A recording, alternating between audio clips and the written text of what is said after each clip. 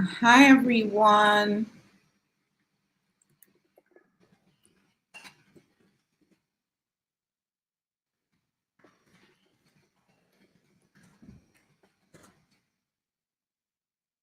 Hi, everyone. Welcome to World Product Day. It's good to have you guys with us. And we're super excited about our first virtual event. Yay! So to kick off, we're going to just run through a quick intro, and then we'll take a couple of speakers, and we'll have the Q&A right after. So we are good to go.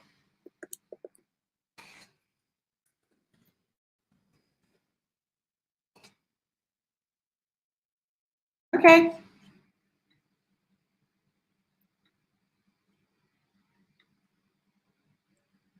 All right, so we're going to take a welcome address from Klaji. Klaji is like a representative from Mind the Product, the parent entity of Producttank. And he's going to just do a quick welcome World Product Day address, and then I'll be right back. So yay, Klaji, you're up.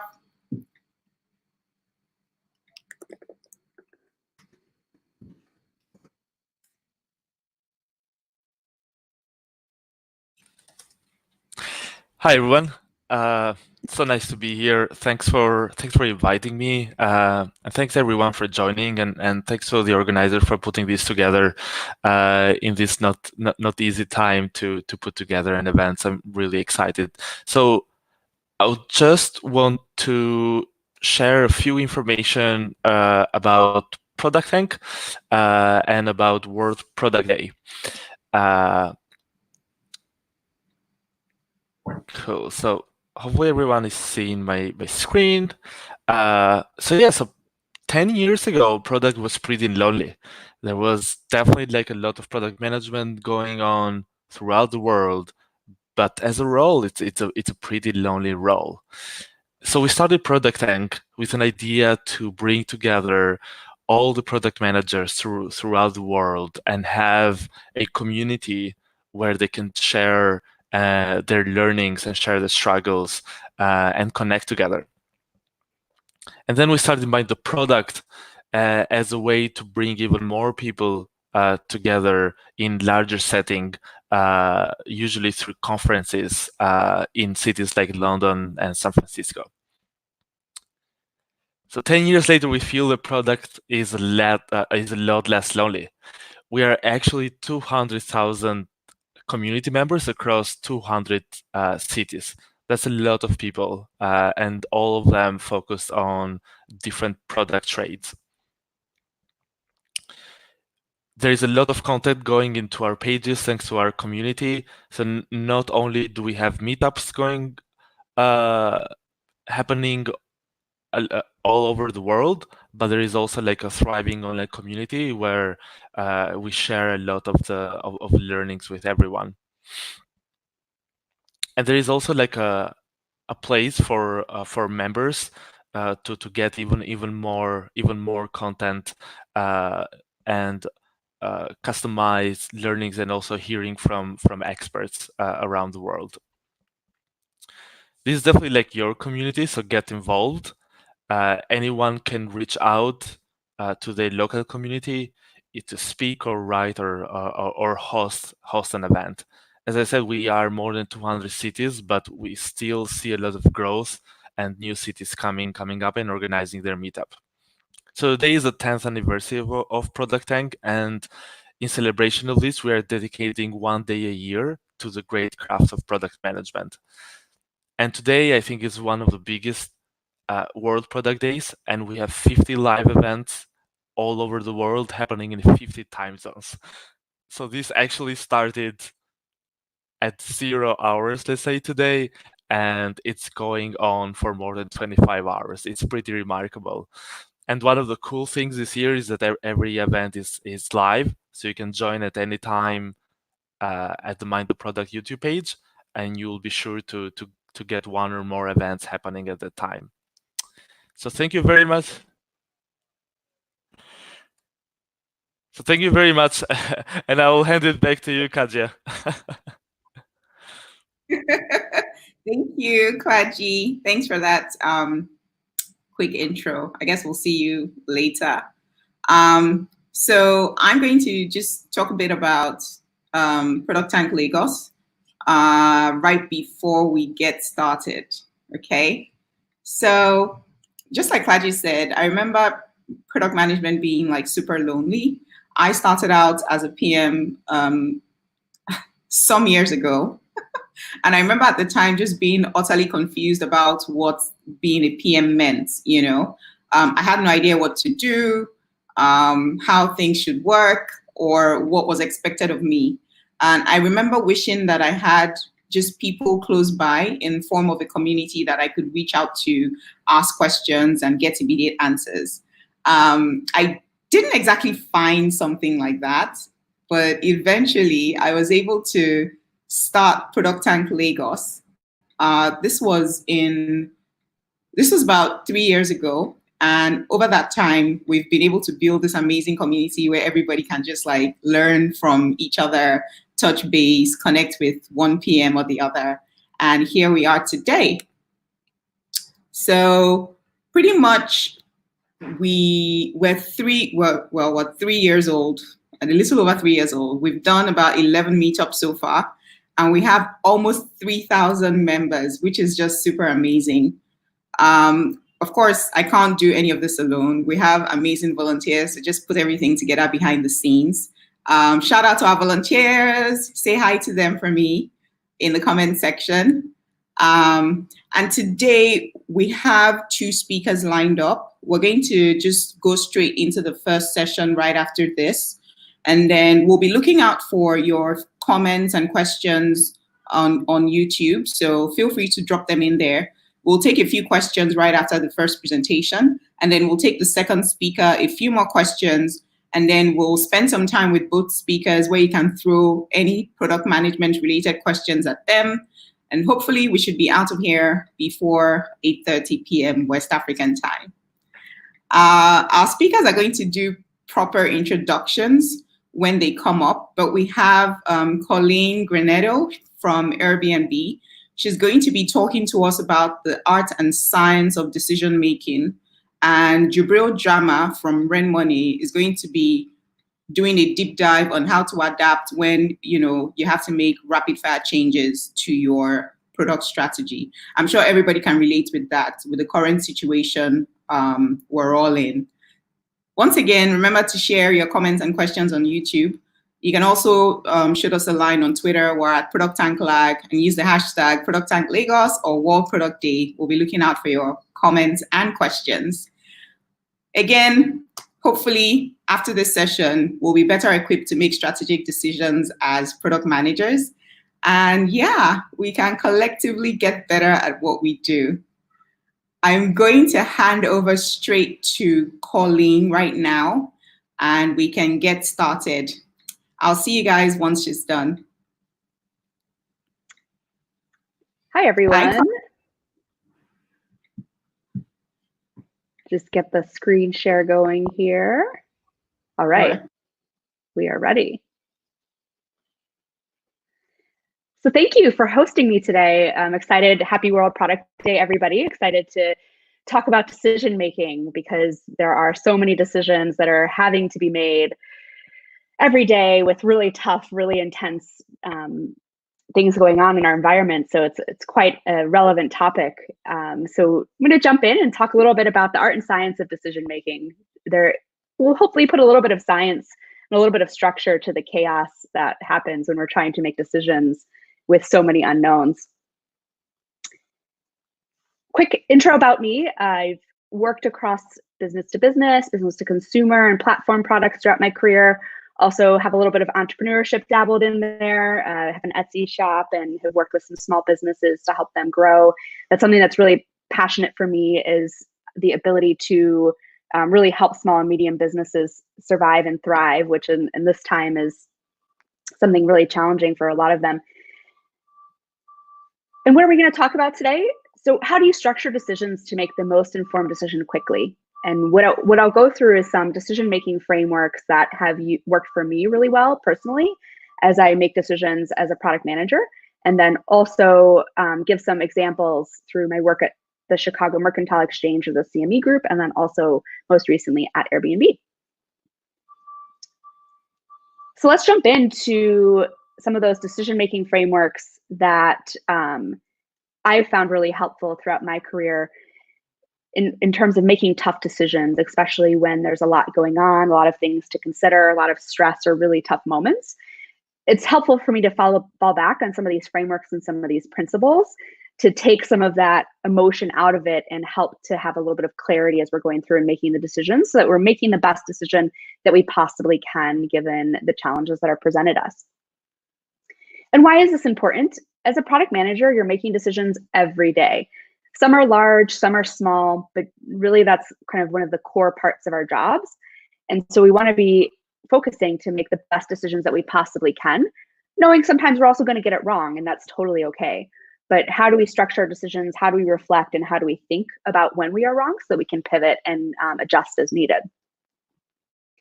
So the first framework that has resonated with me, I stumbled across this a few years ago, and I thought it really clearly and crisply explained, some of the key pieces in determining how much information you need to make a decision and how quickly you should act. And this framework is called the 40-70 rule. It comes from Colin Powell. Giving a quick intro for those of you who don't know who Colin Powell is, he is a 4-star general in the United States Army. He's seen over 28 crises in a military career. He's had over 35 years of service, and he's reached the highest military position in the Department of Defense. Why I say this, just he's made a lot of really tough decisions in his life throughout all of this experience. And these decisions are, in a lot of cases, life or death for the people that he's leading. And so I think, a lot of the things that he's learned over his career are really helpful insights in terms of making decisions, even though our decisions as product managers hopefully aren't life or death or aren't the same as leading a military or an army. But I think there's a lot of things that resonate or that we can take away. At least that's definitely been true for me. And what his principle is about how much information you need to make a decision. And the key part, he says, is that you need only between 40 to 70% of the information. What he says is if you make a decision with less than 40% of the information, you're taking a gamble. And this is when mistakes and bad decisions are made. So we want to have at least more than 40%. But when you have about 40%, you're feeling okay. You have a pretty good idea of the concepts you're thinking about and what you're trying to make a decision on. It's still a toss-up, but you feel okay about it. When you get up to about 70% of the information, you actually start feeling really anxious. And I've witnessed this happen in real life where it's like, oh, but I need to know more. I need to know more. I'm not ready to make a decision yet. And what Colin Powell would say is that, you're anxious because you know what you don't know. But at this point, you should trust your intuition and make the decision. Because if you wait and spend more time gathering the information and you actually gather over 70% of the information, you actually waited too long. And there's an opportunity cost now to that additional information you're gathering. And most of the time, the information that you continue to gather isn't going to change your decision in any material way. And so there's actually that opportunity cost, or you've lost time, and you may have potentially even sacrificed some of the options that you had on the table if it's a really urgent decision because you're waiting to make a decision, and therefore some of those options might have gone away. And so his key point here is that between 40 and 70% of the information is the right level of information to make the decision. If you wait for more information, even though you have about 70% of it, again, there's that opportunity cost, and it goes back to that need to make decisions quickly and not get stuck in indecisiveness. And the second piece is, okay, so between 40 and 70, how do I know when I have enough information? And his principles here overlay a little bit of the risk and urgency, where if there's high urgency, meaning there's something forcing you to make the decision, COVID is a great example. It's happening and it's not going to go away. So you've got to decide and react. And in that case, it's a lot more pressing. And so in those situations, even if it's high risk, he's saying, 40% of the information is enough because you need to act fast. If it's lower urgency, then maybe you want to gather a little bit more information, but again, you shouldn't go above 70%. So an example of low urgency, Airbnb, we have discussed over the years breaking out our app to be both. Right now we have the host and the guest in one app, which a lot of marketplaces like Uber and Lyft are, they have a driver app and a guest app. For Airbnb, we would then maybe have a guest app and a host app. So we would break it out. That's a longer term decision. There's nothing urgent about that. There's no external threats. There's no competitor actions. There's nothing forcing us to make that decision today. And so we have a little bit more time and would probably gather more information before making that decision. Those are some examples of higher risk decisions. And what we mean by higher risk is you can't change your mind. So for those types of things, once you make the decision and act on it, that's it. You have to stick with it. Maybe you can pivot a little bit and you can learn as you go, but you can't completely reverse the decision. Other examples of decisions are low risk, where if you don't like it and you think the decision was wrong, you can reverse it very easily. An example of this would be rolling out a new version of your checkout process or changing the color of your buy button. If I change the buy button from red to green and sales start dropping, I can easily change it back to red. So that's a very low risk decision, and therefore I shouldn't go into analysis paralysis and collect way too much information on that.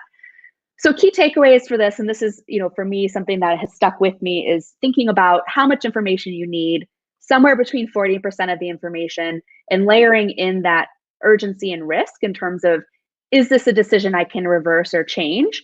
And is there something that's pressing me in terms of an external reason or an internal reason that's pressing me to make this decision quickly? Or do I have a little bit more time to consider the information? And having that helps put a little bit of structure and give you a little bit of ways to kind of think about your timing and the information you should collect and how you're going to collect it. So the other framework that I highly recommend is actually building your own decision-making process. If I asked all of you what you considered when you made your last decision or how you went about making your last decision, I bet a lot of you would say, hey, I thought about it, considered this information, went with my gut, we reviewed some information, just decided and ran with it. And while that works, a lot of times you might be making suboptimal decisions, meaning you could have made better decisions. And by building a process that helps you to really think through things so that you eliminate biases or try to work around biases or bad assumptions or things that can creep in if you don't have as well structured process as you go about making your decisions. So this is a little bit your own style, but I would encourage you to think about what you consider today, where some of your blind spots might be in terms of things that you're not considering, or where you might be letting bias creep in, or letting the status quo in terms of this is how it's done, or where sometimes you may be oversimplifying the decision and not necessarily considering all the options. Here are some of the considerations I'd recommend thinking about as you think through your process, especially for your product. We'll always want to think about, what's the ideal outcome? What do you want to happen? And use that to help frame your decision. Thinking about your product principles. What must stay true in order to achieve your vision? You want to make sure that you're not making decisions in the short term that have long-term consequences or degradations to your brands or to your vision in terms of why your product is here to begin with. Also thinking through who your stakeholders are in terms of thinking about, who are the people that will benefit from this? What are the trade-offs in terms of if something might benefit one and not the other? How will they be impacted by the decisions you're making? Things like that. We want to incorporate data. So always thinking for each decision, what data would you like to have? What are you missing? How would you maybe collect that data? Thinking about the people, whose opinions do you actually want to hear? Especially making sure you consult people who would maybe disagree with what you're leaning towards, so that you're considering, the alternate sides and the alternate options. Again, thinking through all those options, playing devil's advocate, trying to poke holes and assumptions and biases and things like that. And also thinking through the consequences. Again, what's the impact of the decision, maybe on the stakeholders, maybe on the company, et cetera. An important piece as well is the communication, especially as a product manager. How will you share the decision that you made? How will you share how you got to that decision? And who are you going to share it with? This is a really important piece, is actually cascading the information so people have the context. And we don't just go around and say, oh, because Colleen, the PM said so, this is why we're doing it. That's not a good context for people to have. We want to have them understand some of the background behind the decision-making process and what we considered so that they can factor that into decisions that they may be making real time as well. So that helps everybody on the team make better decisions when you're communicating context. So I encourage you to think about these things as you build your process and build some structure. While this may look like a lot of things in terms of trying to make a decision quickly, in all reality, if you think about this process, you can go through this pretty quickly, in minutes and hours. And this actually will help you in high stress moments so that you have a little bit less stress and chaos, but are actually able to calmly and clearly think through the situation at hand and what you're deciding.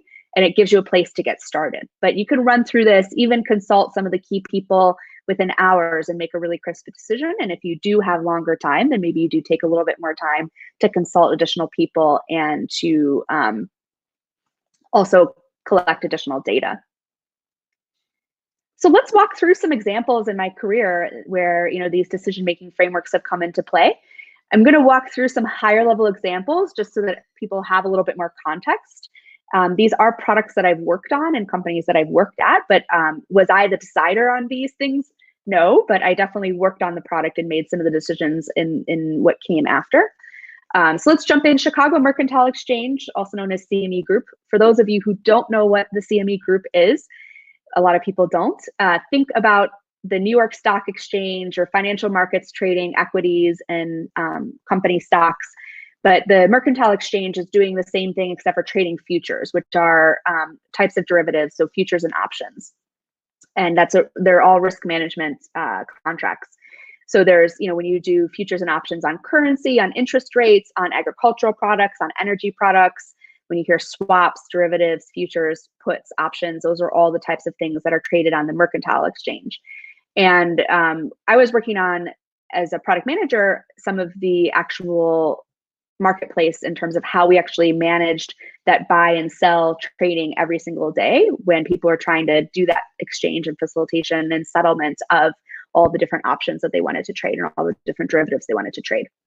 So Mercantile Exchange trades about 20 million contracts every day, and they do all of the clearing and processing for these contracts on any futures and options. So we'll go back to yet another financial crisis. This is an interesting turning point for Mercantile Exchange. And I use this example because I think it is a lot of things that, a lot of businesses were born during the 2008 financial crisis. Airbnb is actually one of them. And you can see companies, how they handle these crisis moments. And this gives a great example because it's now over 10 years later to see, how this has benefited some of the decisions that the Mercantile Exchange have made, how it's actually benefited them in the long term. So in 2007, 2008, we had the subprime mortgage market collapse. We had, Lehman Brothers, the investment bank, go bankrupt. There were massive financial bailouts. The, U.S. financial markets went down the drain, and we had the Great Recession. And with that, there was a lot more regulation on financial markets, financial services, and banks. And one of the big pieces of regulation was the Dodd-Frank Act, which is the financial services reform. For the Mercantile Exchange, this meant a lot more regulation for swaps, which is a key derivative. And it also meant increased involvement from the CFTC, which is a regulatory body managing all the futures markets, which could cause a lot of pain. For those of you who work in fintech, CME is part of fintech. It is a public company now, but you're always dealing with regulation and compliance. And so the Mercantile Exchange had an important decision to make. How do we react to these new regulations? It could hinder our business. How do we think about them? How do we react to them? And so some of the things that were considered, if we go through thinking about the process and the considerations going into this decision, we had to look at the urgency and risk. What was the competitive landscape like? Were other firms that were our competitors planning to enter the space? Were they going to enter it quickly? How much time did we have to make this decision? In this case, we had a little bit more time because it's not quite so easy to become like a regulatory certified body to do these types of things. So, the competitors weren't going to be able to get out of the gate and work really quickly, but there was some urgency to make the decision.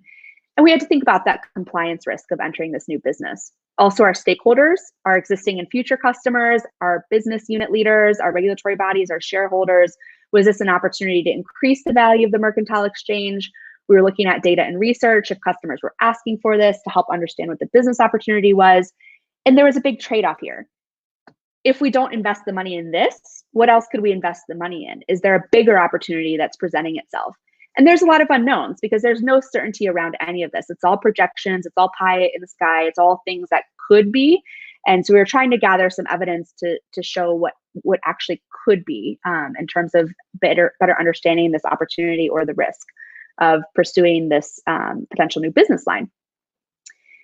So CME decided in 2012 to actually launch that new business line. So, it was about 2 years after the regulations where they launched repository services. They've been working on it for years because you have to go through and get a lot of certifications from the regulatory bodies to provide this service. And they were basically easing the reporting and compliance for market participants on swap compliance reporting.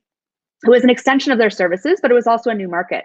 So I joined the Mercantile Exchange right after they launched this business line in the United States and this product in the United States, and worked to help expand it to Canada, Europe, and Australia. And then they've continued to expand it to other markets after I left. I was there for about 2 years.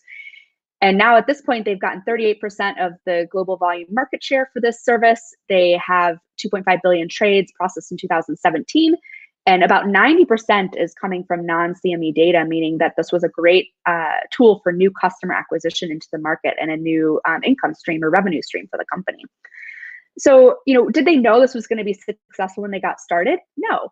They ended up starting small, right? We started in the US first, and we learned a lot from that launch, which we incorporated into the launch of Canada. We expanded into that market. We learned a lot from Canada, which we incorporated into Europe. So there was a lot of things where we pivoted and learned a little bit as we launched more markets and expanded the share or the global coverage of this new service line.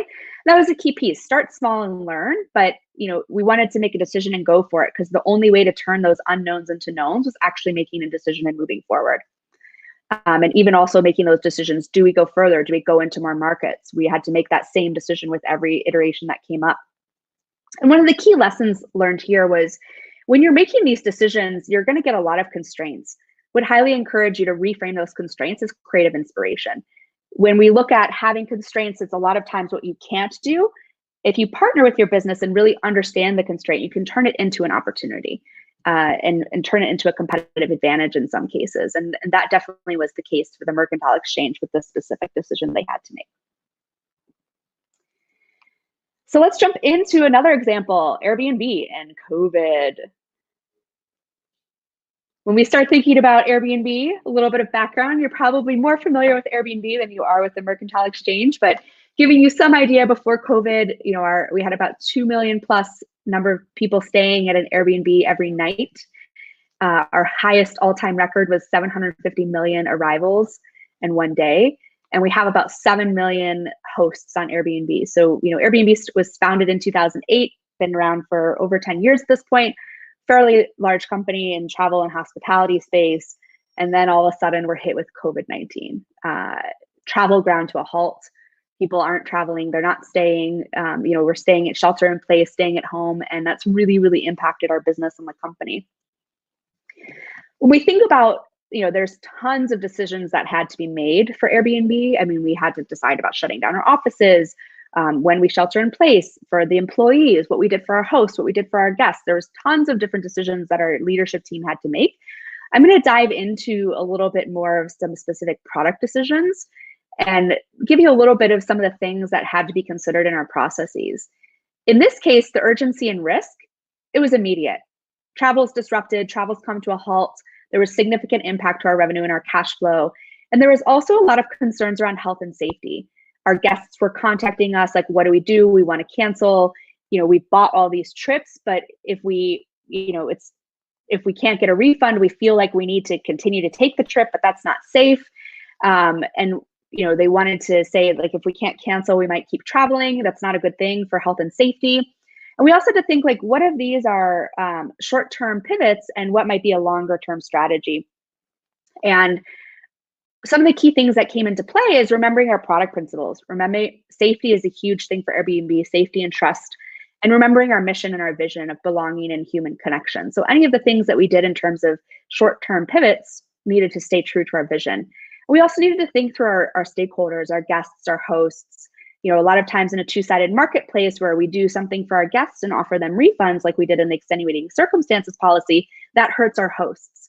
potentially hurts our communities. And so we have to think through like those impacts and think about what the right decisions are.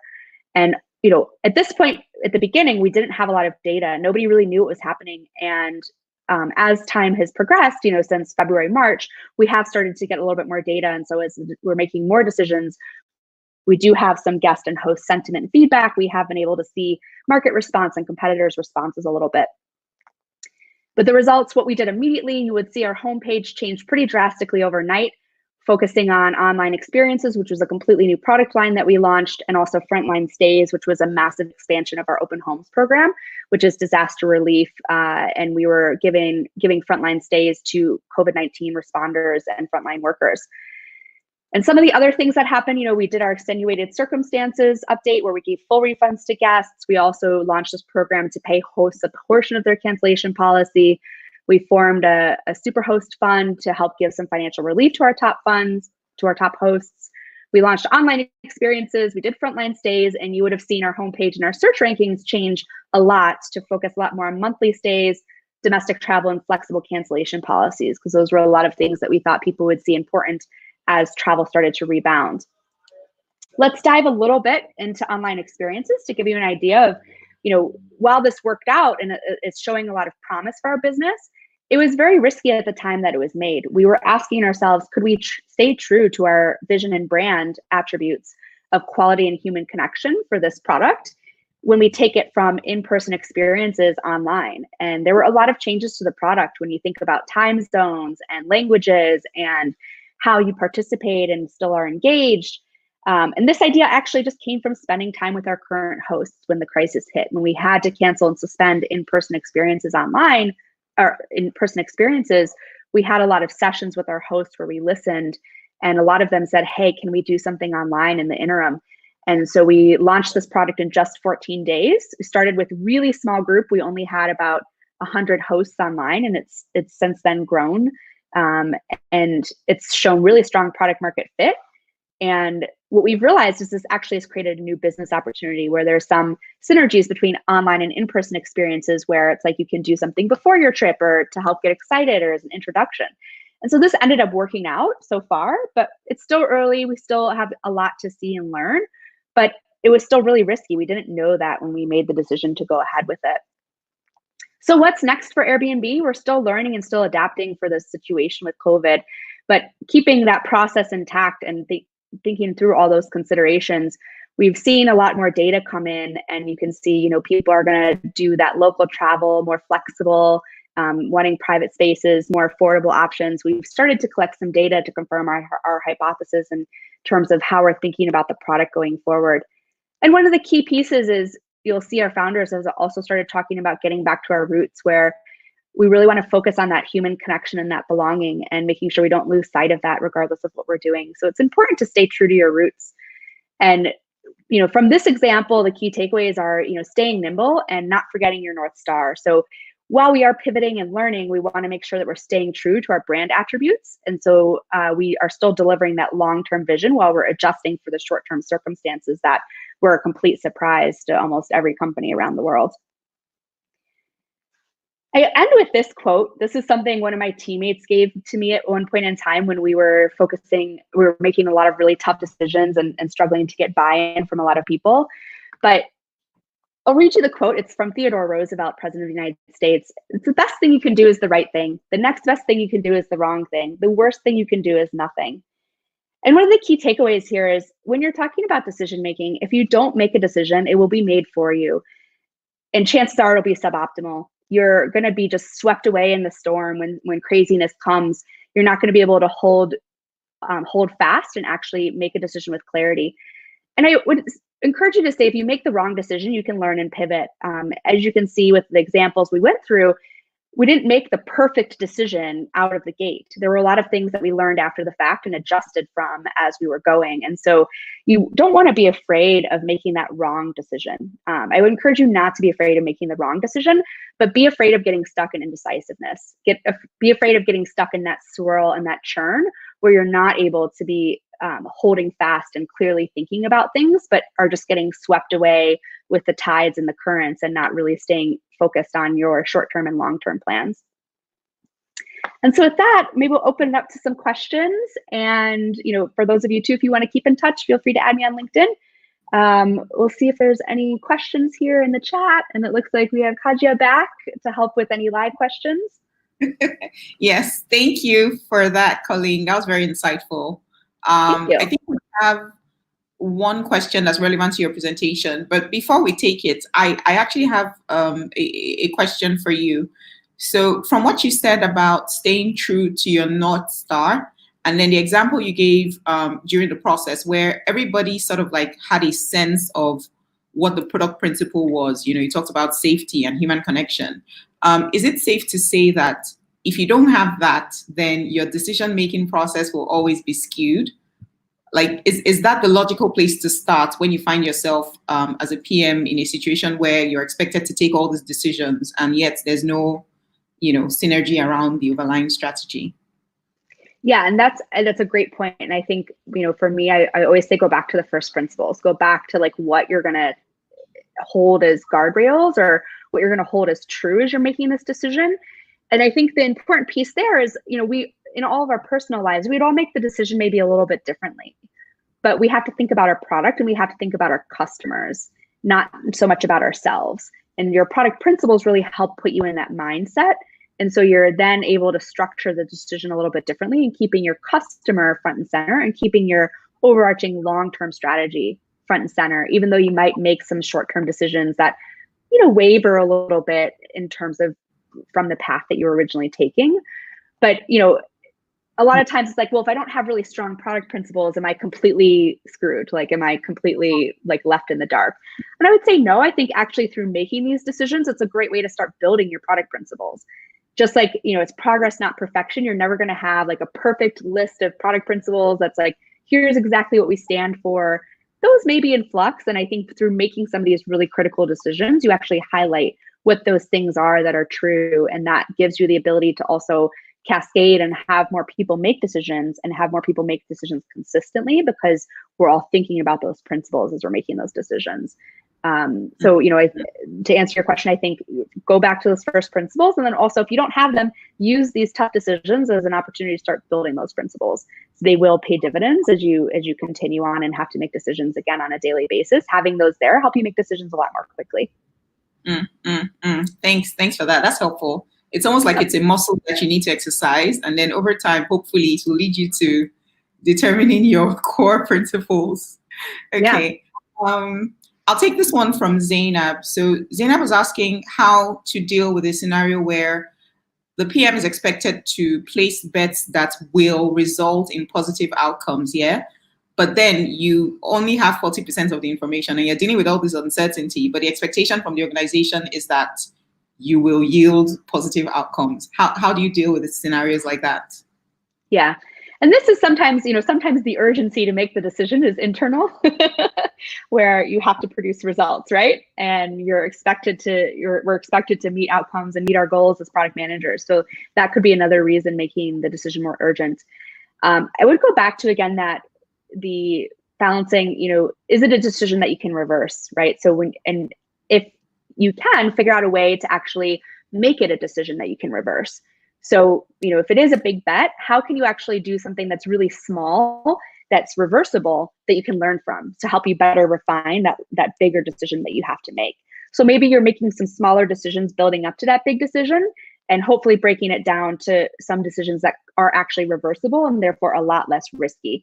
And that way you can learn and test the waters a little bit before you have to go big bang. And so it goes a lot back to that, breaking things down, doing things that don't scale and starting small so that you can learn, all those key principles of product discovery. And that helps you gather more information to make a more certain and more confident, larger decision if you do have a lot more risk in play.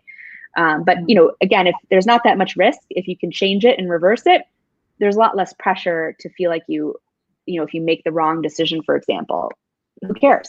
Just change it, right? And just work about thinking through how you actually minimize the impact and minimize the consequences. And if that's the case, then that's the best circumstances. Let's give it a try. And if it fails, if it's bad, we'll stop it and we'll learn from it. And that will help us actually move faster and make a better decision next time, as opposed to just sitting there kind of wondering or trying to collect more information.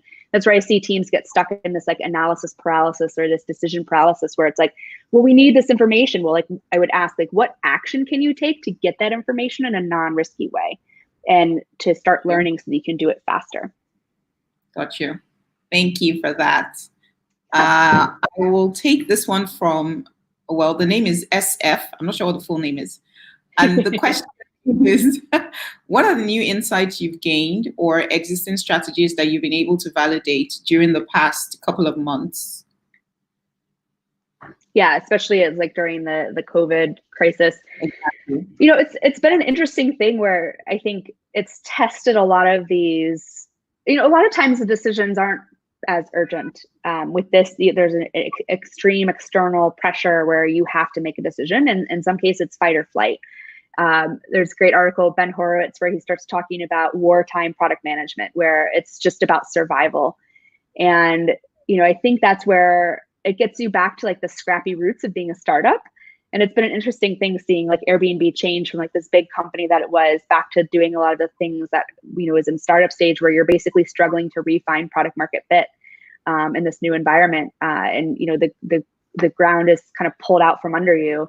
And I think, you know, to me, it reiterated the importance of having that muscle, like we were talking about, of having built that muscle of those product principles, going back to the first principles, having your stakeholders and having built that process. It takes a lot of that anxiety out of the decision making because you've done it before, and you have that confidence and knowing that, you know, if you make the wrong decision, you can pivot and learn to understand like how you de-risk the decisions, how you de-risk what you're doing.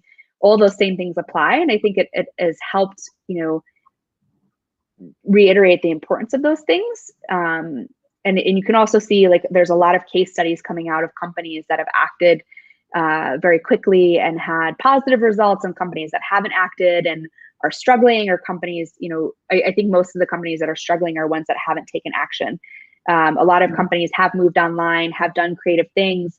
And if they're learning from them, then you're seeing them kind of rebound. But other companies where they're either not learning or they're doing something that's not true to their brand, you're seeing them really struggle. Unfortunately, some industries are just hit, you know, like with the restaurant, you can try to do online and order delivery, but there's only so much you can do. So I do think some of it's constrained, but it goes back to like being scrappy and doing everything you possibly can. And you know, you have to act quickly in situations like this. It reiterates that as well.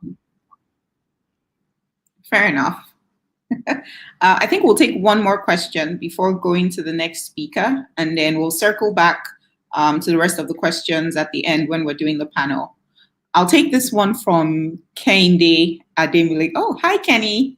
Okay, so her question is, one of the fundamental questions we ask ourselves as PMs is, what next do we do for the products that we manage, right? And she's curious about what the best approach to taking some of these decisions are, considering there are many theoretical models you can employ. So just, I guess, based on your experience, what are some of the models you can recommend? Yeah. Yeah, I think, you know, this has been something that I've definitely learned at Airbnb is the doing things that don't scale and starting small. To me, that has been the biggest takeaway. And it goes back to like de-risking some of these big bets or saying what's next is you have always a whole bunch of different pathways to pursue. You have a whole bunch of different things to pursue when you think about what's next for your product. And what I always ask is, how can we de-risk this? How can we gather evidence really quickly to support one decision or one path over the other? So as an individual product manager, I think that's really important. And then the other part is like making sure that there's an overarching strategy with your product leaders and your organization. And you're going through the same thing in terms of there's a bunch of different strategies we could, and a bunch of different higher level paths in terms of what's really important and what's really core to our product, and helping to make sure that we have that kind of higher level framework for us to then have a little bit more focus, so that we're not, you know, brainstorming specific problems and specific opportunities across everything we could possibly do, but we have a little bit more specific outcome. Like, are we really focusing on monetization this quarter? Are we really focusing on new customer acquisition? Are we focusing on quality? Are we focusing on, you know, extreme growth? So you have some kinds of ideas, so you're not trying to do everything all at once. And if you don't have that strategy, make recommendations. It always goes back to starting small and making recommendation and just putting that decision-making logic out on the table for other people to understand, like how you went through and said, I think we should pursue this. We'll start with, here's what I considered, here's the data that I gathered. Do you guys have any questions about this process, or any questions about the data that went into making this decision? And then get to the decision, and then get to the recommendation. That way you're debating the process and not so much the recommendation. And that, I think, is a lot more helpful in terms of everybody getting on the same page for what we should consider next, as opposed to just a subjective debate that's all over the place. It's, I think we should do this. No, I think we should do that. And we just evolve into the chaos of craziness where people are debating projects as opposed to debating like the decision-making logic or the data or the strategy we should be considering. I like that one. It's like, share the context on how you arrive at these decisions, and then have an overlying theme for the period under review. So there has to be some alignment, right? If not, people are like going to be far left and far right, and you're going to be stuck in the middle. Yeah, and that's like great advice I've gotten earlier in my career, is that show your work. If you guys had this in math class, especially when you had, just because you put the right answer and got the right number, if you didn't show your work, you didn't get a good grade. And I think the same thing goes in the product, is show your work, show your decision making, where it's like, what steps did you take? And it goes back to building your process around decision making. It really helps in this context, especially when you're trying to get buy-in to your decision and your strategy, because you can walk people through the steps you took and debate those steps. Because you know what? If I'm missing data, or if I'm, considering a stakeholder incorrectly, or if I have something in my process that's flawed, I would much rather people tell me before I make the decision than after. And by being able to actually externalize that process and externalize that logic, you're able to have really productive and really great conversations about that process and about how to make better decisions, as opposed to just debating about ideas. Because the debates about ideas, I mean, that for me is like soul sucking. I hate doing those things. Don't we all? Right? Well, like, I mean, thank you so much. Brainstorming. Exactly.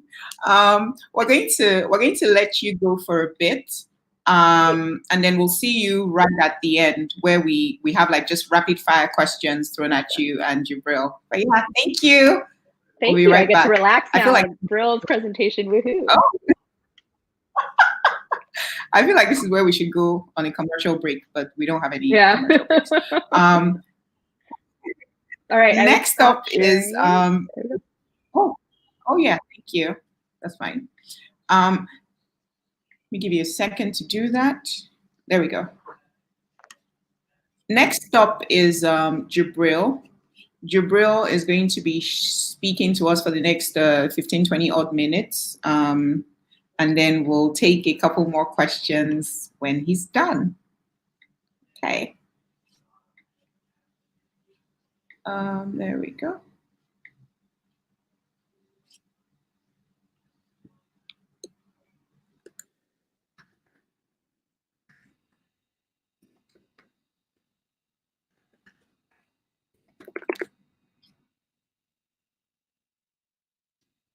So I will be talking about adapting to a shifting product strategy. I'm going to go a bit about what I'm going to be talking about. Wait, Khadija, sorry, you're supposed to intro, right? No, that's okay. Go ahead. I'm sure you can introduce yourself right before you begin. So okay. I'm just going to jump off, and then you can go ahead. I'll see you on the other side. No problem. Thanks, Khadija. Okay, great. Yeah, so first things first, that's a very interesting preso by Colin. That's a very tough act to follow. So I will try and so many of the things I'm going to talk about tie into or are related to things that Colin already mentioned. I'm going to be looking at it from a different angle. So I put up here, like I'm looking at it from like musings about how do you still succeed as a product manager, especially when a lot of things are uncertain. So from the COVID-19 to beyond COVID-19, how do you just generally succeed? But before I go into all that, first of all, a bit about myself. So great. Great. So yeah, I'm Jubril. I'm really passionate about user experience and innovation. And I tie all of this into product management, into products. I I really am someone who's so I've worked across a couple of countries in emerging markets. So Nigeria, Kenya, Cameroon, South Africa, and a couple of other markets like Southeast Asia and Latin America, in different roles, from being a user experience researcher to being a product manager. And this has just generally just shown me that this is one of those markets where there are a ton of problems. So if you're a product manager, you're looking for problems to fix. In emerging market, you'll find a ton of those problems to fix. So you never run out of problems and ideas of things to fix and everything. So I'm really, really passionate about solving problems in emerging markets. I've been a bit lucky. So earlier in my career, I kind of stumbled into I stumbled into the whole startup space, and I was able to work on a couple of products that ended up becoming startups and ended up becoming acquired by local companies locally. So that was quite a lucky break for me there.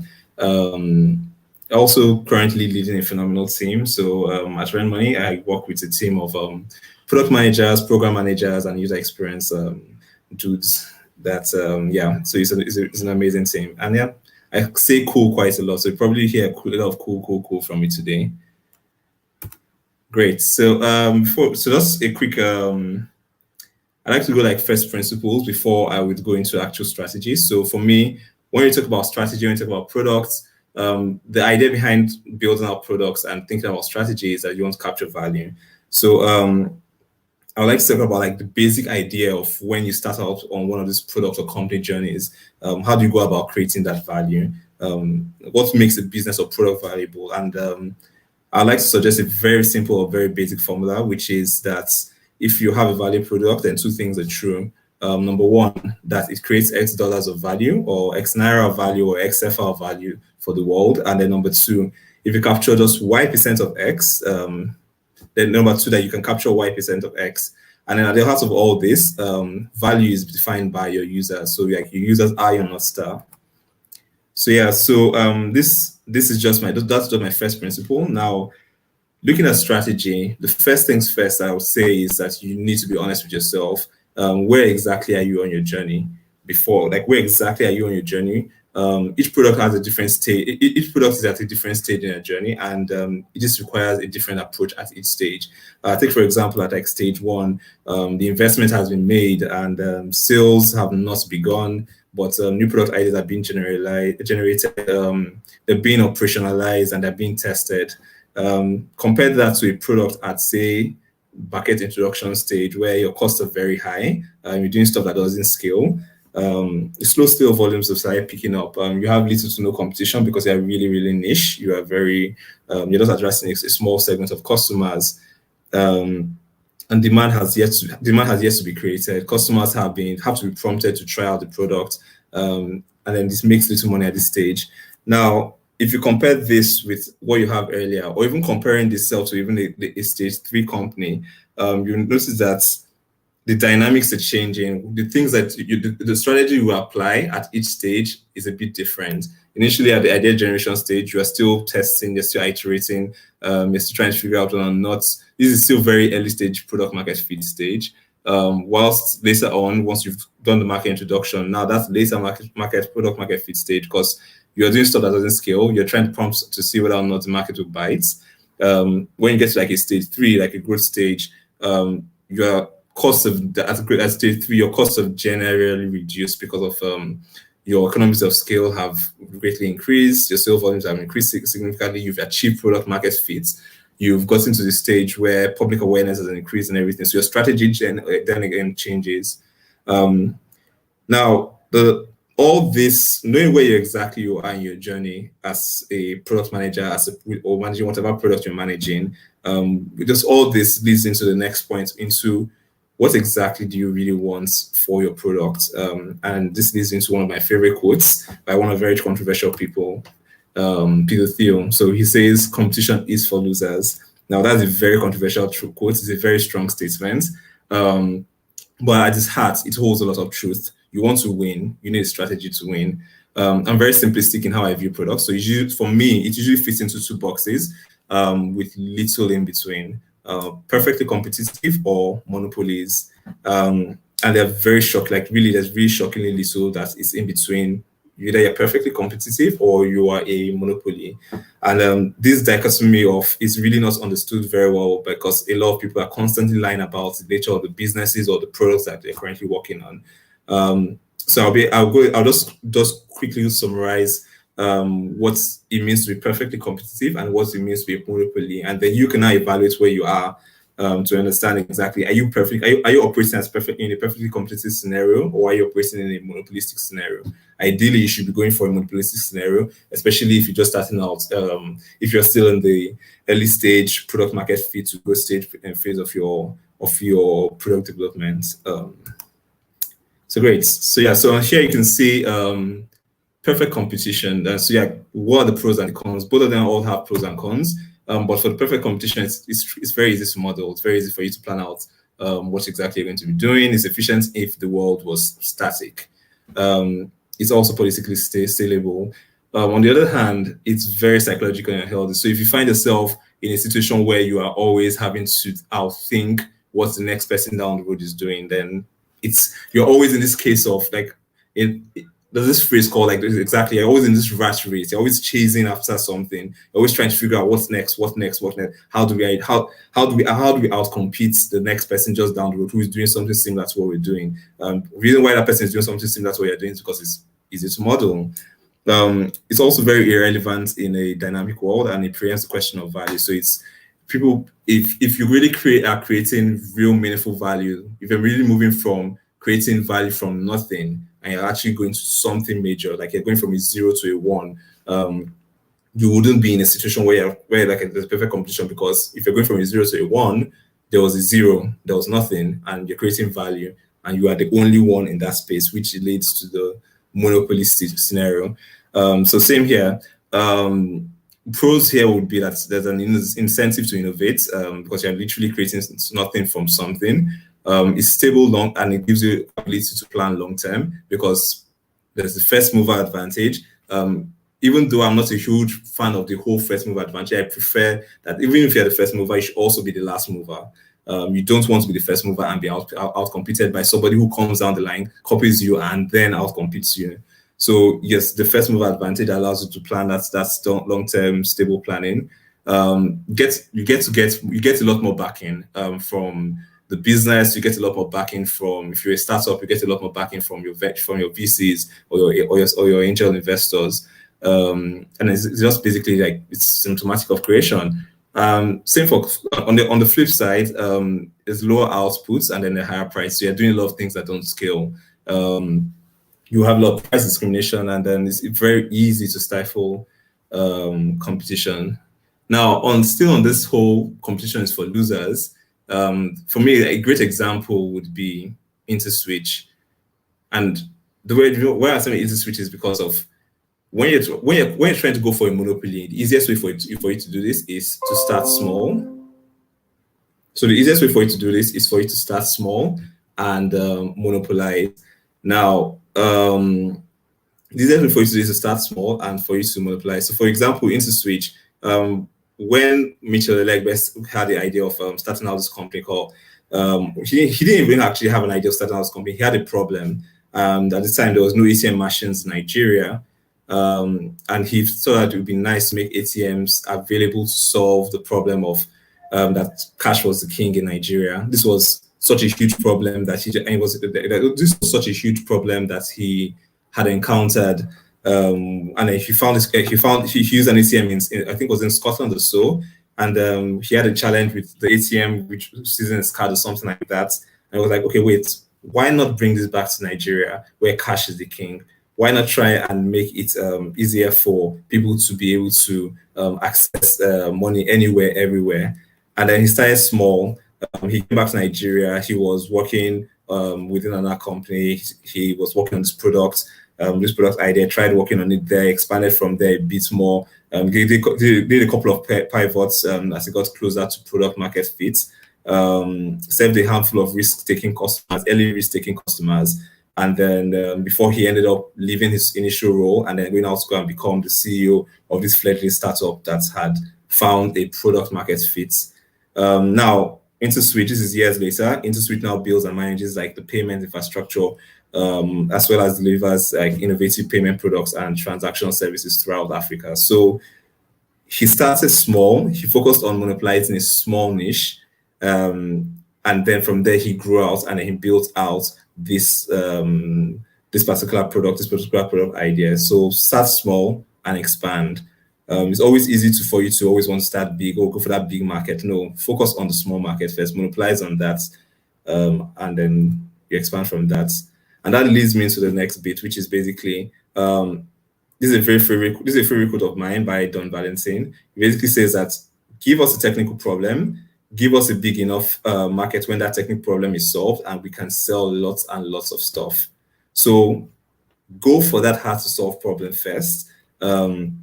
When you get that hard to solve problem, you pivot from there and then actually start saying, okay, what are those add-ons? Like, what are the add-ons that we can add on to the core of the problem we solve? So we solve this very difficult problem. How can we now add on stuff on? How can we add on this nice extra stuff that will improve the customer experience, that we improve the user experience, and then how can we expose this to like the wider market beyond the early adopters? Yeah, so I really just think that product market fits. Like when you think about product market fits, it's just about a technical problem, a technical solved problem in need of a big market. And most products usually fail because of a number of reasons, some of which are up here on the screen. Companies often go through many iterations before they find the right product or market fit, as if they ever do. Usually when a great fit allows markets, the market wins. When a lousy team meets a great market as well, the market also wins. But usually when a great market meets a great team, then something special happens. So yeah, or in simpler terms, if you address a market that really wants your products, if the dogs are eating the dog food, then you can screw up almost everything in the company and you still succeed. Yeah, on the other flip side is that if you're really good at execution, but the dogs don't want to eat the dog food, you have no chance at winning. So yeah, great. So still on product market fit, still on the concept of product market fit in terms of like how it ties into a greater strategy. You usually often stumble into your product market fit. You first, and there are usually a lot of models which as a product manager you need to be aware of. That help you with help you the process of stumbling into that product market fit. It's pretty scientific now. They have like the lean models, you have the design thinking models where you can define and test out the value of your hypothesis, and then once proven, then you move on to your growth hypothesis. The value hypothesis defines the what, the who and the how, and what you're going to build, who is desperate for it, and what is the business model you're going to use to deliver it. So I'll say start with the product and try and find the market, as opposed to starting like looking for a market and then trying to find a product. It's important to like really emphasize that iteration is more important than actually going to chase the market. Also, iteration is also more about the market than the business model itself. Yep. And when it comes to product market fit as well, it's everyone's job. It's not just that of the product guys. So try and get your team to buy into that. Also on this product market fit and like ideas around product market fit, how do you tell when you don't have product market fit? How do you tell when your product market fit has shifted beyond? So maybe like this whole weird economy we found ourselves in when COVID-19 came and disrupted quite a lot of things, and product market fit all of a sudden shifted. The easy way for you to be able to do that would be that customers no longer getting the value out of the product. The word of mouth is no longer spreading. Usage isn't growing as fast. Reviews are kind of like blah. The sales cycle is taking long, and lots of deals never close. You can always find out like when product market fit, like you can always feel when product market fit is when it's happening. Usually when product market fit is clicking right, the customers are like buying the product just as fast as you can make it, or usage is growing just as fast as you can add more servers. Like literally, that's a good problem to have. Servers crashing, running out of space, and always having to try and support more users. That's when you know you actually have a good product market fit. So yeah, so that's a bit on that.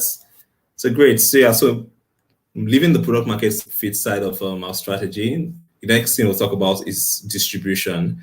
Now, a couple of five, like these are the 5 things that come to my head when you think about distribution. So first one way, you need to determine if your product is a primary or complementary product. Now, is your product the main product? Is your product supporting the product's dependence on there being maybe a different channel or a different product dependent on there being a channel or there being a main product, and yours is like an add-on to that particular product. You need to tell them what your customer triggers are. When do they need your product the most? You also need to determine if you are in a product validation phase, or that which is basically non-scalable, or are you in a product distribution phase, which is your scalable phase. So you need to like I said, we know where exactly you are within your journey. Are you in the product validation phase? Are you in the product distribution phase? The former is non-scalable. You're doing things that don't scale at that phase. You're just more finding the product market fit. Once you found that, then the next thing is to start scaling, which is basically your product distribution phase. You can't put the cart before the horse. No matter, like, ideally, we want to get shit done done as fast as possible, but you can't. You need to just be honest with yourself. Also, you need to pinpoint like what's the optimal, what are the optimal partnerships, or what are the optimal partnerships in your marketplace. How can you leverage of this to be able to distribute your product faster to the right customers, put them in the hands of the right customers.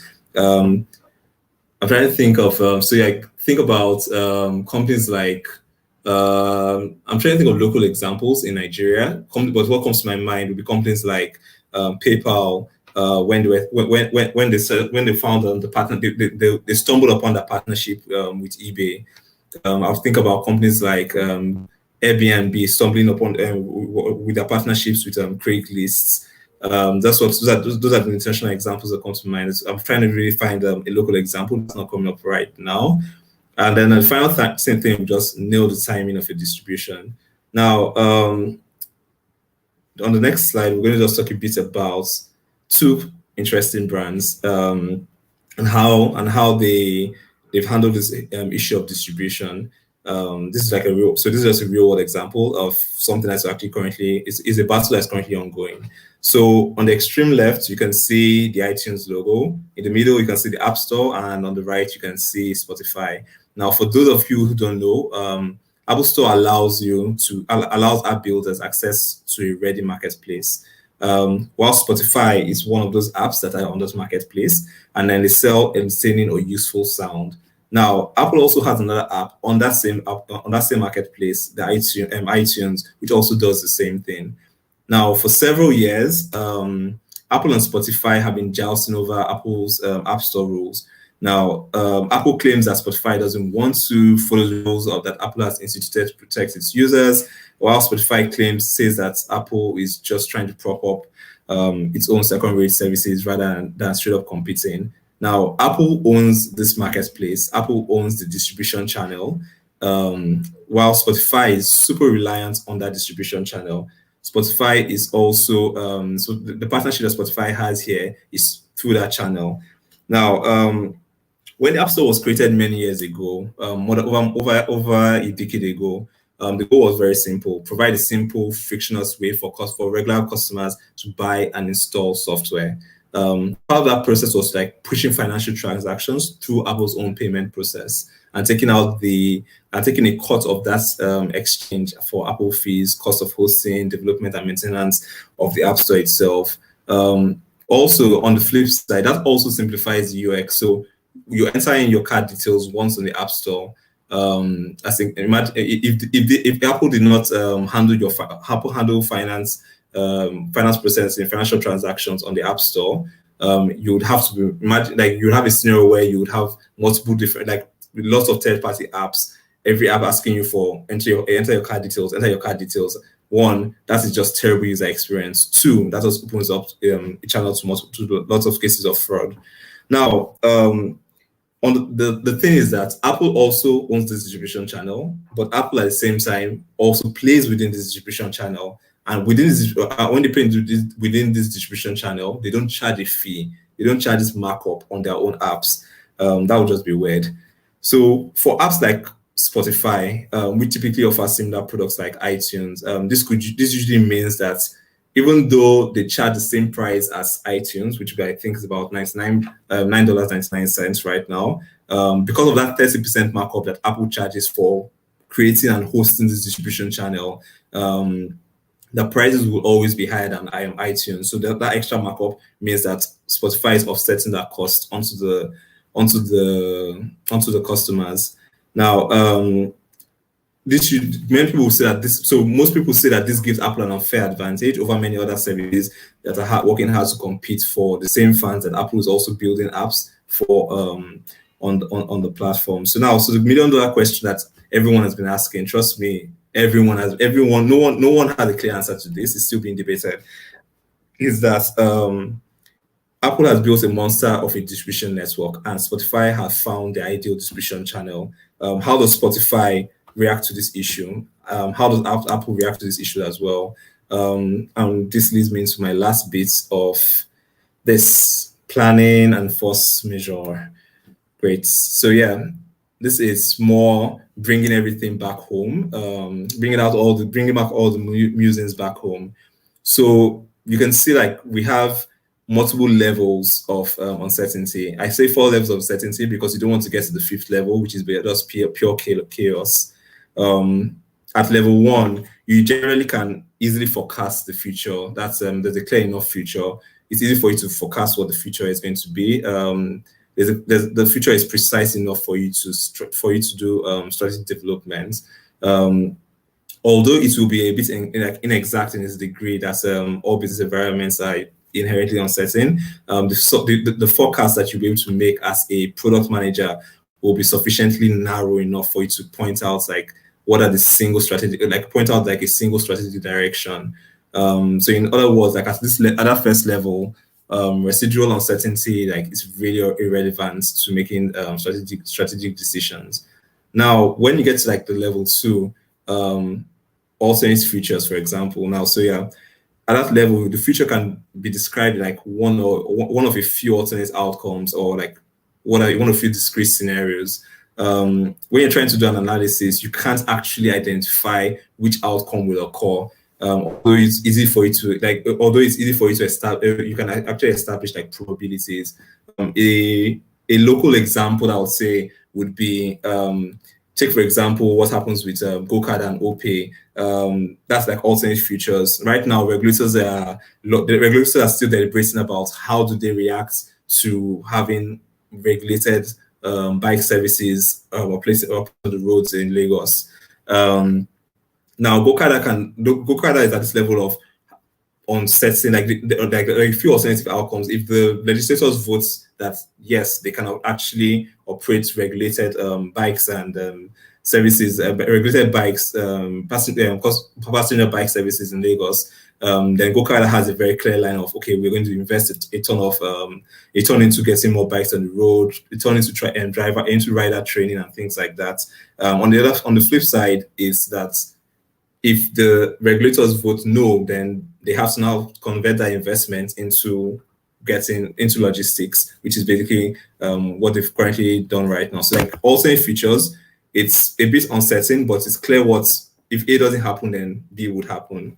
Now, when you get to like level 3, like you have a range of potential features which can be identified. There's a lot more uncertainty at this level. The range is usually like defined by a limited number of key variables, but the actual outcome could lie anywhere along a list of possibilities. At this level, like elements of your strategy will change if at this particular level, like a lot of elements around your strategy will change if your outcome was predictable. For example, now like an example of this would be maybe say an African consumer goods company deciding whether or not they should introduce their products into the Indian markets. So there's a lot of uncertainty there. Imagine like a Jumia or a Konga. They've done A, B, and C in Nigeria. They've been able to do this across Africa, and then they're trying to like take that same model, that same business model, and expand it into the Indian markets. there's a lot of things that have to go into, okay, will this market be receptive to this? Are the buying patterns the same, as similar to those in you see in African countries? What's the payment infrastructure? What's the logistic infrastructure over there? What's the consumer behavior to buying things online and things like that? There's a lot more uncertainty that you have to play around with that leads to multiple different outcomes. At true ambiguity, that's like the final level.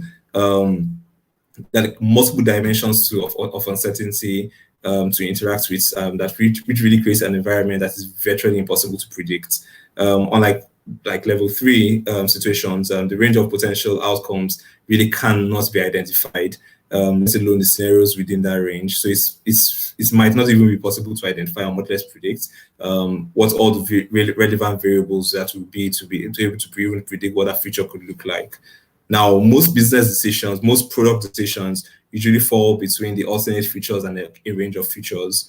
Very few of them, that actually fall into the true ambiguity, true ambiguity range of features. And yeah, so this is like a summary of everything, summarizing what those 4 levels would be in terms of how you should respond to those scenarios. So the first one would be like shaping the future. Second one would be adapting to the future, while the third one would be reserving the right to play. So we'll look at a series of local scenarios, or scenarios that have happened around during the COVID-19 response, and how people have reacted to this. So with shaping the future, it's still the same product, but you're doing you're using different infrastructure. So because of the product output you're pushing out, it's the same. Say, for example, a product manager, or you're a product manager, you're managing a particular product, and now you no longer can go to the office. Why? Because of the lockdowns. Your infrastructure has to change. So that whole infrastructure setup of having to work from the office all of a sudden changes. Now you have to work remotely.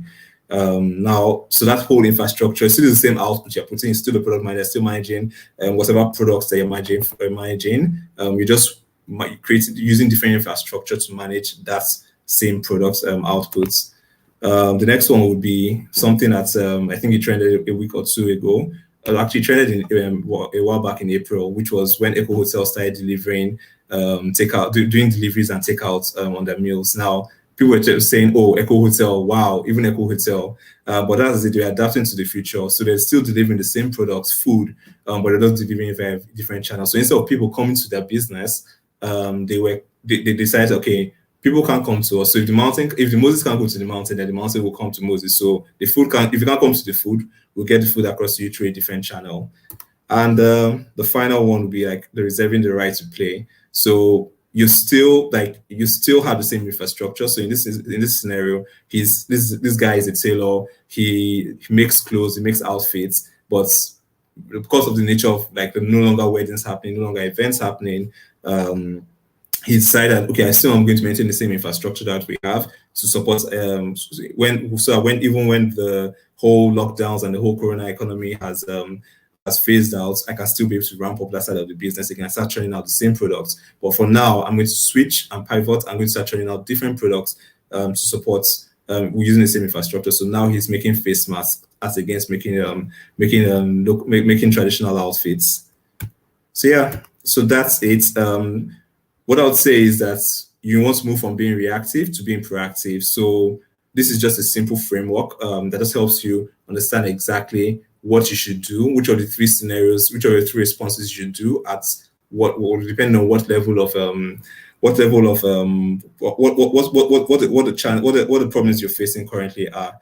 So on the first, you can see here that can we offer our products to our services online? If it's a yes, then do it. If it's a no, then can we use our infrastructure to produce products or services that are in demand? If it's a yes, do it. If it's a no, focus on loss mitigation. That's literally like focus on reducing your loss. Most airlines and tourism and business in the tourism industry are currently doing that right now, versus companies in the manufacturing space, where, like, for example, the tailor we saw earlier, who is switching the use of their infrastructure to actually cater to in-demand products. Now, on the other hand, if you cannot, like, if your business is not struggling right now because of Corona, then can you acquire more infrastructure to help you expand your production of products or services? If the answer is yes, then do it. Like, do it. If not, like the logistics companies during the whole lockdown, I typically don't eat. I typically don't cook at home, but I know how many times I ordered food out from Jumia Food and from different restaurants around. And logistics companies then would have found a great opportunity to expand by buying more infrastructure to support their business because there was an increased demand for them. Then, if not, then continue operating as normal. And so that's it in a summary. So that's it in a nutshell. Know your product during stages of growth. Figure out an effective distribution strategy, and then know your landscape and adjust, and then make sure you understand the consequences of not pivoting. Great. So that's it. Awesome. Thank you. Thank you for that, Jubril. I think we're not doing very well for time, so we're going to go straight into the panel, and then I'll take the questions that came up for you and Colleen all at once. So Colleen, please join us and get started. Awesome. There you are again. All right, I'm back. I'm going to just, put out the questions. I might nominate somebody to respond, but otherwise feel free to pick whichever one you prefer. I will start with the most recent question for Jubril specifically. I think Stella wanted to know, as a product manager, what are some of the things you need to consider before taking the difficult decision to just kill your product or bury an idea? So first of all, like I would say, product market fits. Why exactly do you think that you need to kill that particular product? So you have to ask yourself, why do you think you need to kill that product? Is it that what's informing that business decision to kill that particular product?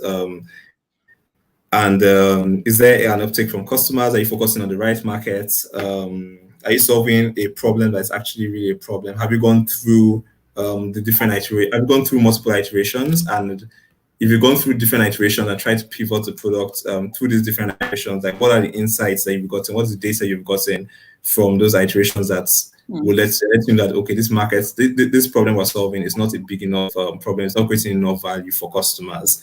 And then if we expand it beyond the current market that we're serving, we're not going to be able to capture enough value from those customers, from a wider audience. So that's it. That's usually it. Sometimes it could also be that you run out of funding, or you run out of the backing. You run out of the backing from from the executive board, or your board of your senior management, and then it's more of like a business strategy, a wider business strategy decision. So That's helpful to hear. I think that answers Stella's question. I'm going to come to you for the next one, Colleen. Valerie was asked, actually this is based on Jubril's presentation, but Valerie wanted to know, when considering partnerships for your product, should you focus on identified user behavior, or just, scratch that. So she wanted to know if you should focus on the user behavior you've identified within the scope of your product and the application itself, or if you should consider the wider market behavior. So this is an interesting question. I think, Jubril will love your add-ons to this as well. But for me with partnerships, I think the key thing to first consider is whether their brand values and their brand attributes match your own.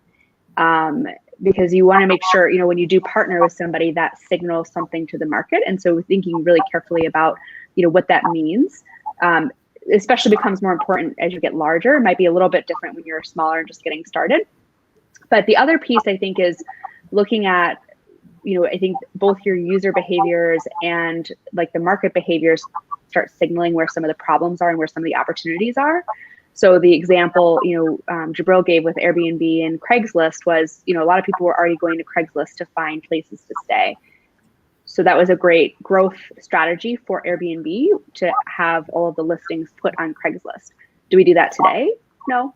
But it was a point in time where it was like a growth strategy to actually get more awareness for Airbnb. But then once Airbnb built its brand and its awareness, then now people come direct to Airbnb. So I think it's thinking about what the partnership's for. Today we do a lot of partnerships still for growth and awareness, but for example, we partner with Atlas Obscura for experiences where they have like really unique and really original experiences. They have books and photography about really unique parts of cities, which is completely on brand with what we're trying to do with our experiences business. So it felt like a natural partnership. And those types of things end up helping, the other piece I would say is making sure that the partnership has a win for both sides. So it should be a win for you and a win for them, because that gives the right incentives for people to kind of move forward and making sure that it goes in the direction you're looking for. That's helpful. Jubril, did you want to chip in something there as well? I'm sorry, I can't see the question anymore on the screen. That's not. The question was like just high level things to consider when going into a partnership. Or things to consider when going into a partnership. So most of what Colin said. Okay, great. Focus on user behaviors within your application, it's a bit of both actually. Yeah, so it's focusing on user behaviors within your application, because that gives you very qualitative insights into what your users actually want, and then user behaviors market wise, that's a bit more speculative. That's a bit more it's a bit more subjective. Like you're trying to estimate, you're trying to plan out or trying to project where the market is going to go. So I would say focus more on behaviors within your app. Focus also on just broad market trends. So it's a mix of both. It's a mix of both. Yeah. Fair enough.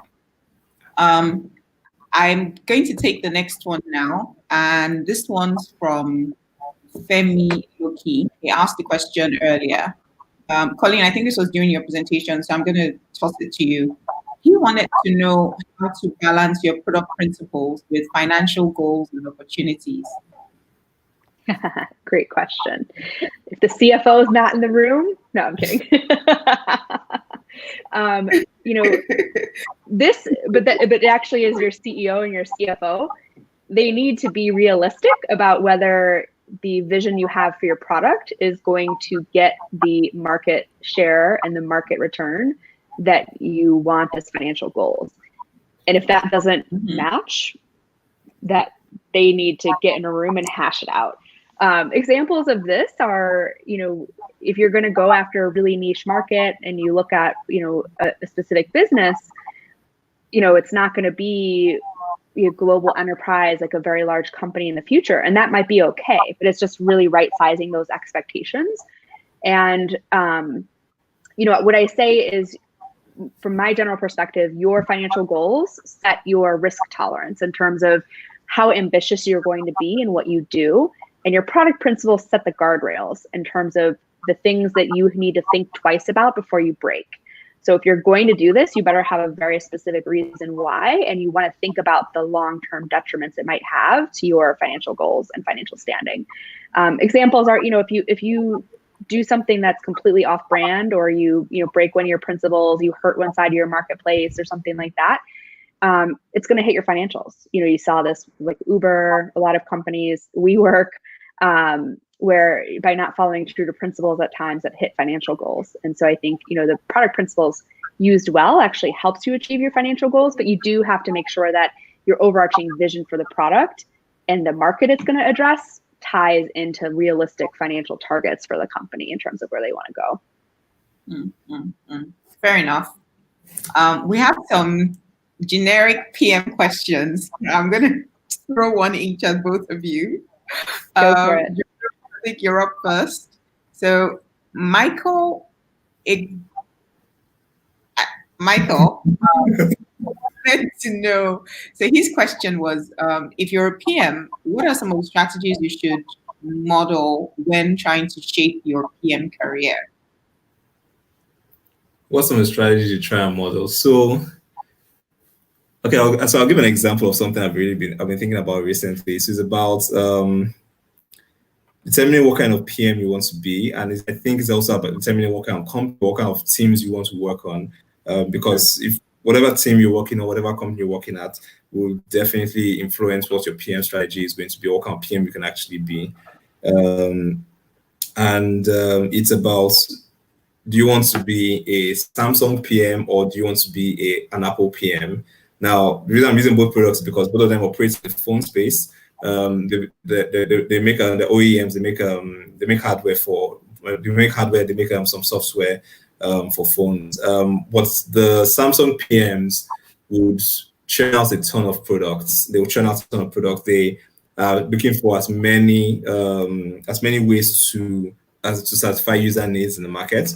Whilst the Apple PM would be focusing more on how do we solve this particular niche problem we found, how do we perfect it, how do we solidify the core, and then there's a lot more focus on product excellence, a lot more focus on the user experience, the drilling down to really what's the core. So it's about understanding the company you're working for, understanding the team you're working with, understanding how, what do you want your product, what do you want your strategy, your PM journey to be? Do you want it to be training out multiple products, working across multiple product teams, or do you want to be focused on very core product, core projects, focusing on the core, building out things that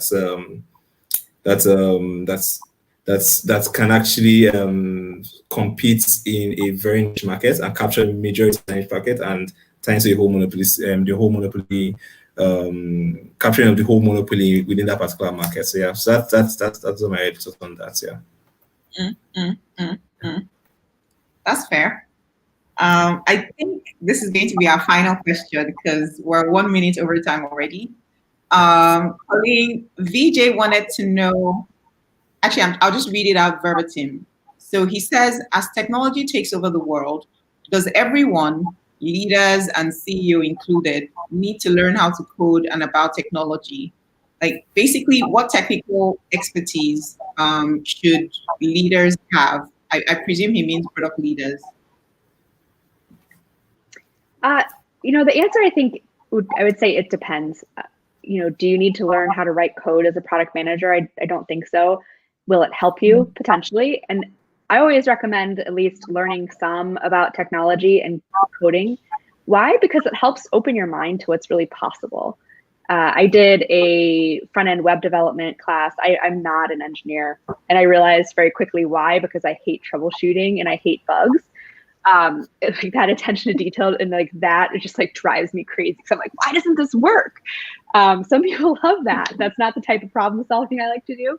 I like to do the more systems thinking. But what it taught me was, holy crap, if I am in a 10-week class and I can do this, imagine what somebody who is an expert in this can actually build and make happen, and really opens your eyes to what's actually possible. So I think that to me is the biggest piece of it. And then I would say within your product, you should 100% be familiar with the technology and the trends.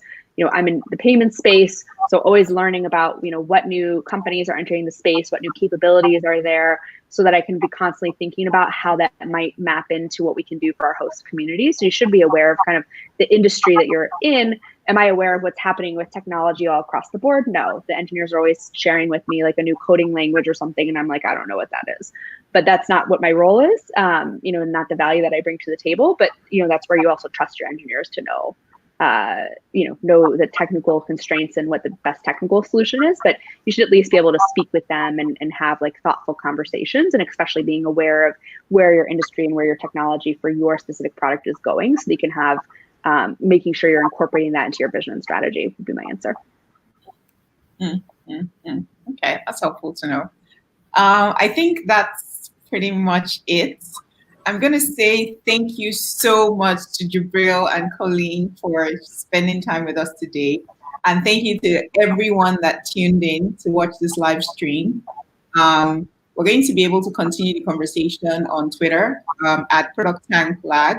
And we're going to share links to Colleen's LinkedIn page. Colleen, please accept our connection requests when we send them. Of course. Yes, I was going to say, add me on LinkedIn. If you have questions we didn't get to today, I'm happy to, respond to anything there. I'm not as big on Twitter, but I'll look at it today just for you all. And Jubril on Twitter as well, so we can follow him and like send all our questions to him. Yeah, I think like that's everything we have today. Thank you so much again, and happy World Product Day, everyone. See you next time. Bye, guys.